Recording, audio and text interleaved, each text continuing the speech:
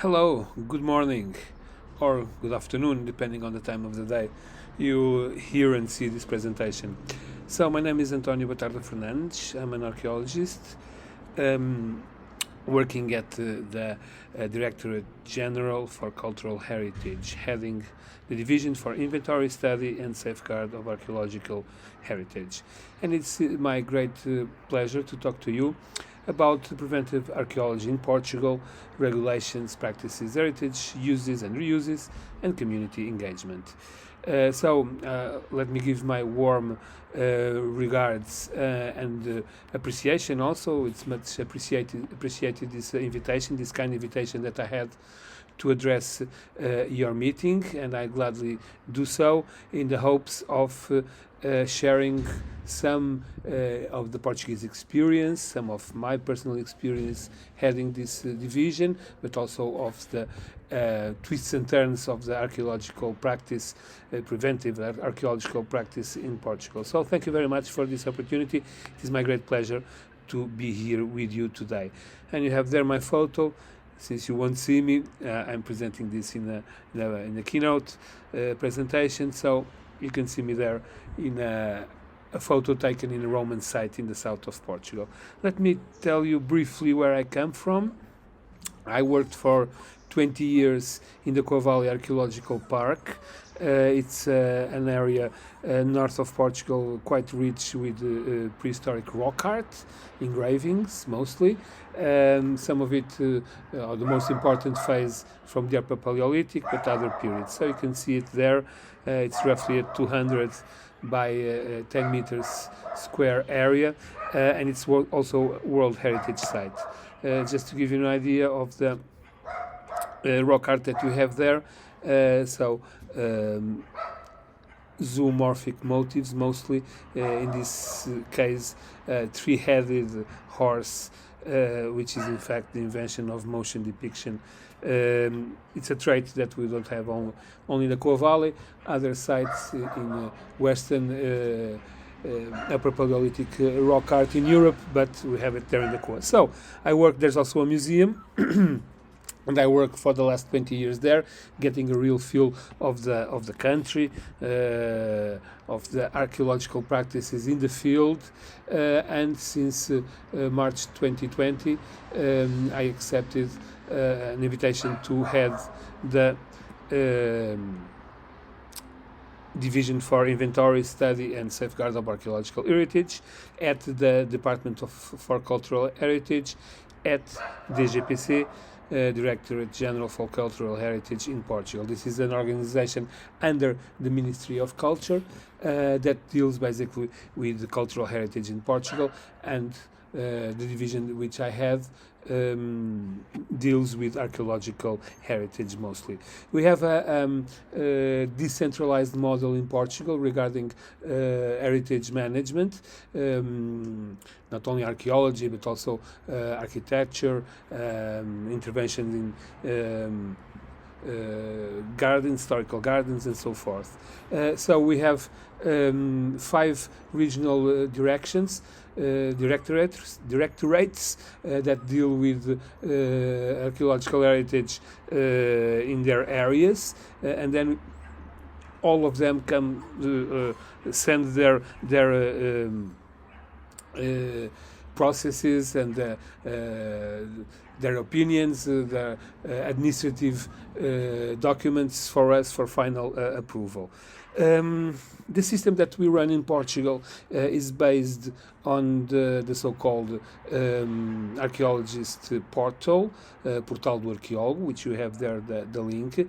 So it's here that the heart of archaeological activity in Portugal is located. Most of archaeological activity in Portugal is connected with what we can say or describe as market archaeology. That is to say, there are interventions in the landscape or in the urban landscape, and there is the need to fulfill archaeological work because the area is sensitive. There is the possibility of finding prehistoric or historical traces, evidence from the past. So there is a strong market, a strong need for archaeological intervention in Portugal. I put in the abstract that I sent some examples. We can talk of hotels refurbishing new houses or old houses or old quarters in the heart of Lisbon, for instance. We can talk about a marina in the Algarve. We can talk about houses being renovated for social housing in Porto. Roads, pipelines, train lines, harbors, etc., and so forth. So the system really starts here. You can see there the circle around the internet. Every archaeologist doing preventive archaeology in Portugal needs to be inscribed in the Portal do Arqueólogo, and there you can access all the information and also submit online the necessary request to initiate archaeological work in anywhere in Portugal, and we manage that administrative process. We have a given date to period to give our advice, to approve with some conditionants, or not to approve. Usually the most of the cases, what happens is that we have a conditioned approval, conditioned to certain things. Instead of doing 10 by 4 squares, we can say to do double that number, or you can say that do it also in that area of the building or of the land, and so forth. So you can set some the conditionants that we see fit. So you can see some of the statistics of activity of the portal. This is the dashboard. You have the total numbers of patas submitted, that is to say, pedido de autorização de trabalho arqueológico, so it's the formal request for archaeological work, and you can see until this day the statistics. We also have here regarding PIPA. PIPA is another kind of archaeological work, but it's connected with investigation, research, mainly in the universities, but also other institutions, but it's not, so to speak, commercial archaeology. Then we have also the number of curricula vitae that were inserted in the portal, because every archaeologist that is inscribed needs to have his CV there, and also the recent numbers of activity.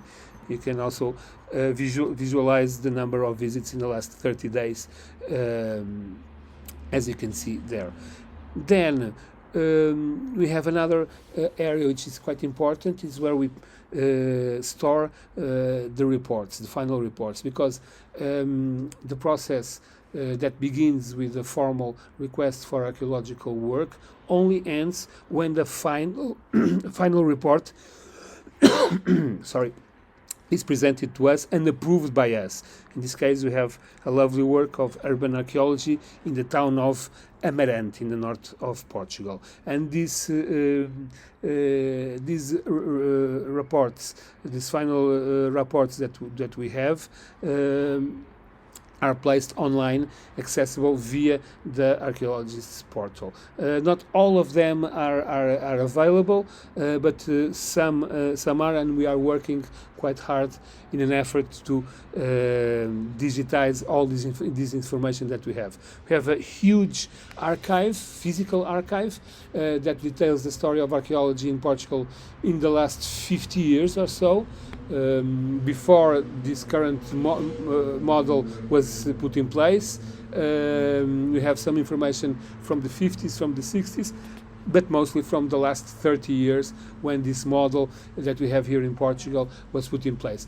And what is this model? To speak of it briefly, this model departs from the assumption that we have conservation by record. That is to say, it has to be an extraordinary, quite extraordinary piece of archaeological find to have it preserved in situ. Most of it is preserved via record, via documentation.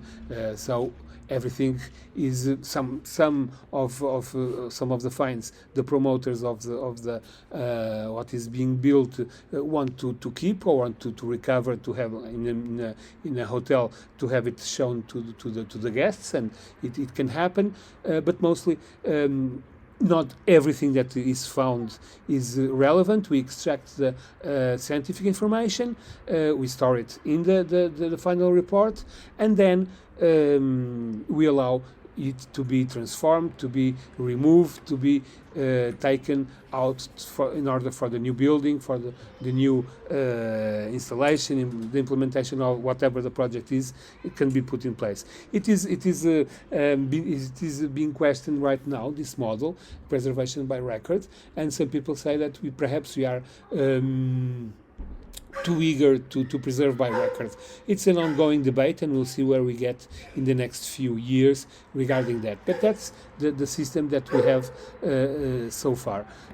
So the promoter of whatever work hires an archaeologist team. There are several teams, companies in the market. We monitor the whole process, supervise the whole process in order to have the scientific information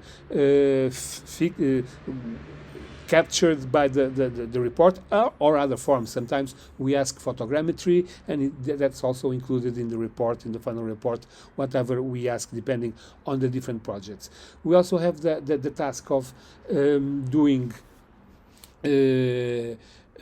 the evaluation of major interventions in the landscape, such as pipelines, train lines, dams, power companies. Right now in Portugal have a great urge for solar panel centrals, and there are lots of them being put in place. In the last few years, lots of windmills, and also to substitute old ones, and all of those major projects that have a major impact or can have a major impact in the landscape have to be evaluated, and we contribute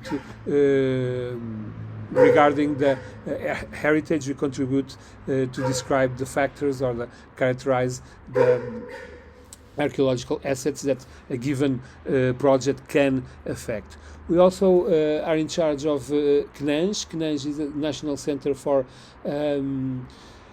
Nautical and Underwater Archaeology. It's a very specific field of archaeological research. Portugal has a big coastline, has a large economic area that goes from Portugal to the Azores, to Madeira Islands. So we have a great number of shipwrecks that we also have to monitor their condition. There's if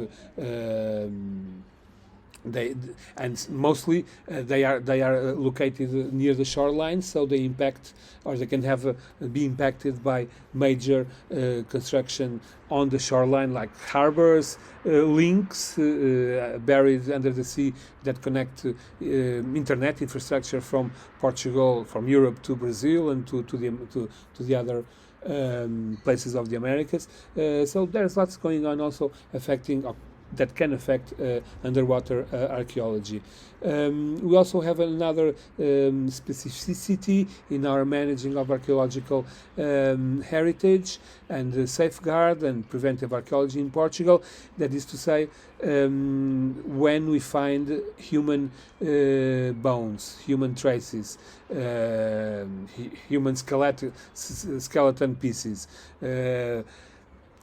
when that happens, we have anthropologists that follow the process from the moment a human bone is identified and needs to be excavated.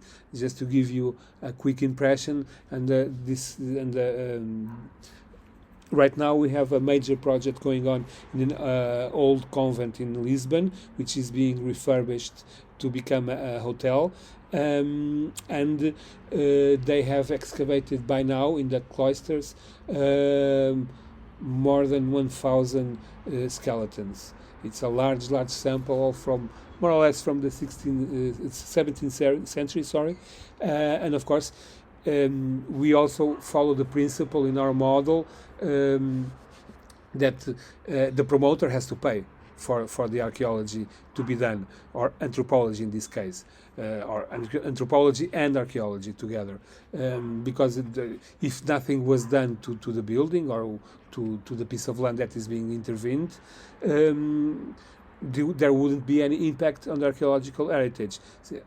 But there is, because there is an intention and there is something to be built on or a project to be implemented, and that project will affect the existing archaeological assets and can also affect architectural assets, but that's another division at DGPC that manages. The aspect manages only archaeology. So the archaeologist portal also has a site that allows for the geolocalization of the archaeological sites in Portugal, as you can see here, not underwater sites or a few underwater sites, but it's a database that has thousands of records, and it has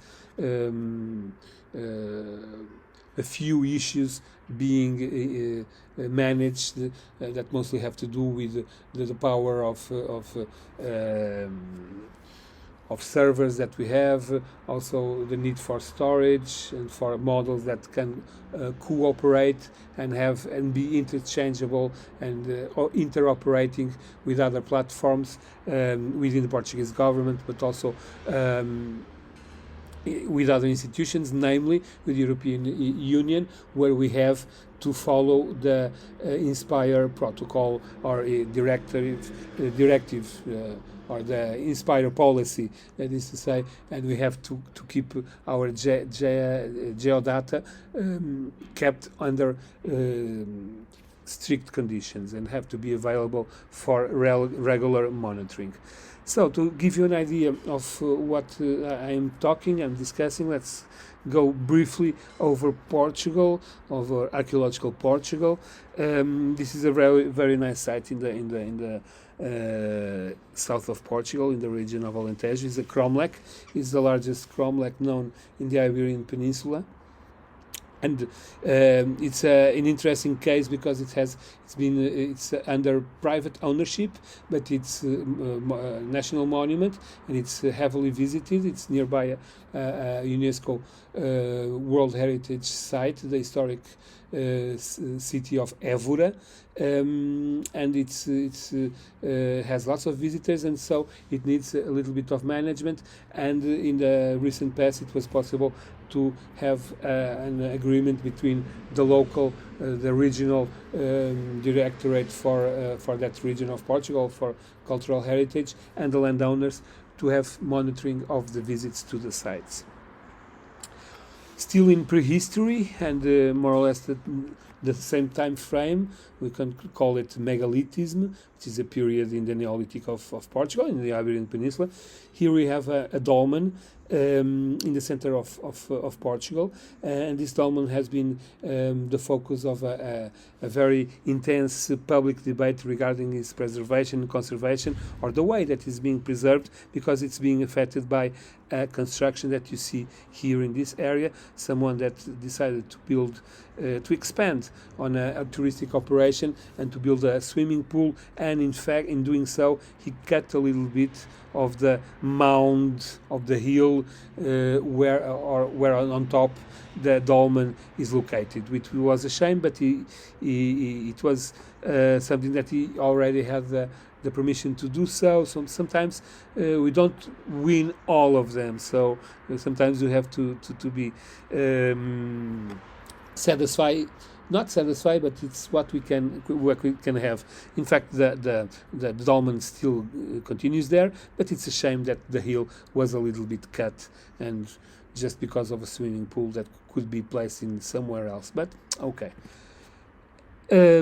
Historic archaeology. This is the Palmela Castle in the just south of Lisbon.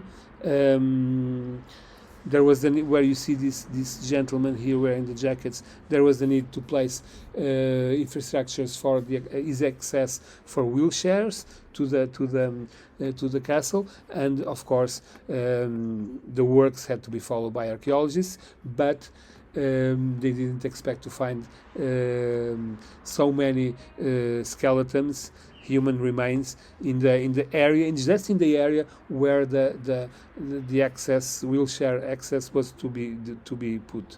That is to say that in Portugal, if it's old, such as this castle, the odds of having lots of archaeological layers are great. In cities like Lisbon, we can have from the 16th and 17th century, then to medieval times, then to Islamic times, then to Roman times, and you can still go to, even in Lisbon, we can find Neolithic, Iron Age certainly, Neolithic, and even Neolithic, Upper Paleolithic, and even Lower Paleolithic, all the spectra of the Paleolithic sites in the center of Lisbon, or at least traces of Paleolithic sites. This is another town to the center of Portugal. This is Tomar. Has a very nice castle. Sometimes the area to be intervened upon by large construction work is a whole square, as you see here. So even if it didn't go down a lot, the infrastructures that were being placed, it had to be followed by archaeologists, of course. One of those cases where we have Roman remains, and then on top Islamic remains, then medieval remains. This is the main parish of Lisbon, church parish of Lisbon, the SAS, which is under the cloisters, has huge levels of human occupation through the last 2,000 years, more or less, since the times of Olisipo, the Roman city that now is Lisbon.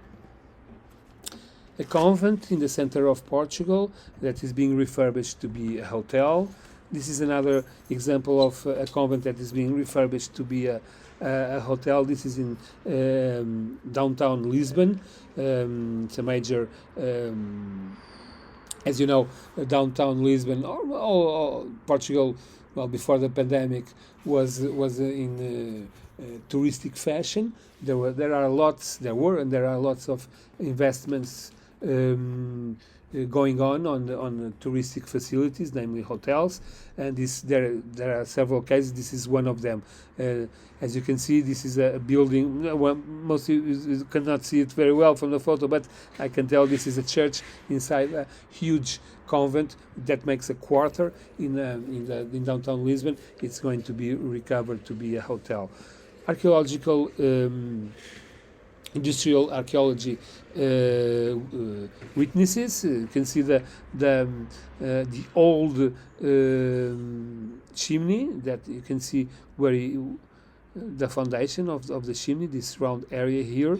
This is a large area in the outskirts, more or less in the outskirts of Lisbon, that is being refurbished to be a creative hub.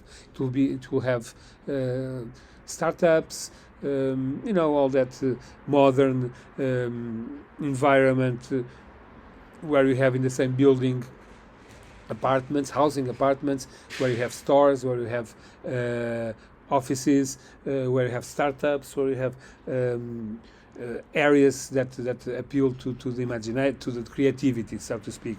This is another area of that neighborhood in Lisbon. As you can see, is back in the future.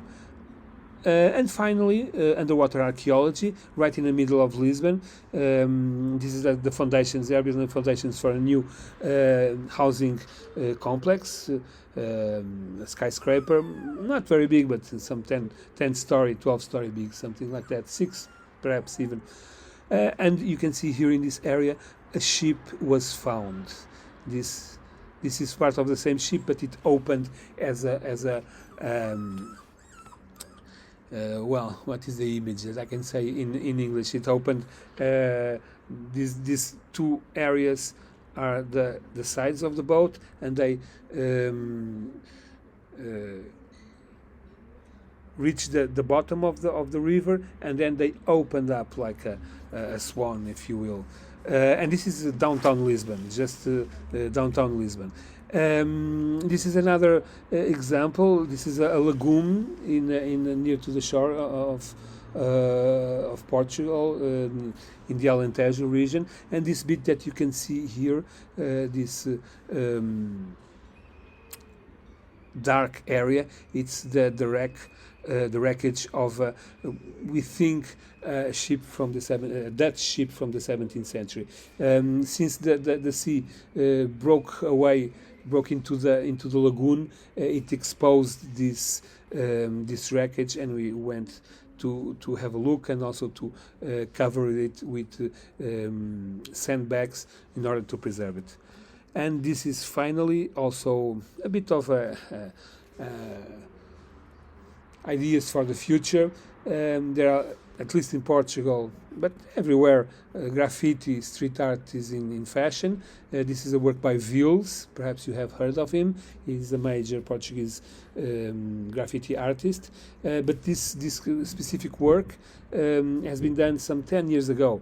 And if it wasn't for the owner of the property that kept the graffiti, that is already altered from the original, this would have vanished. So it's time for us to begin also starting the archaeology and the preservation and conservation of urban graffiti. I know that urban graffiti is perhaps made to be seen and then to disappear in 1 year or 2 years, but this is a major work by a renowned Portuguese artist. Can say of him that he's the Portuguese Banksy, if you want to draw that kind of conclusion. Well, I think my time is up. I hope that you enjoyed this humble presentation. I was very glad to be here with you, and the organizers of the conference have my email, so I'm at your disposal for any questions you might have. Thank you very much. Bye.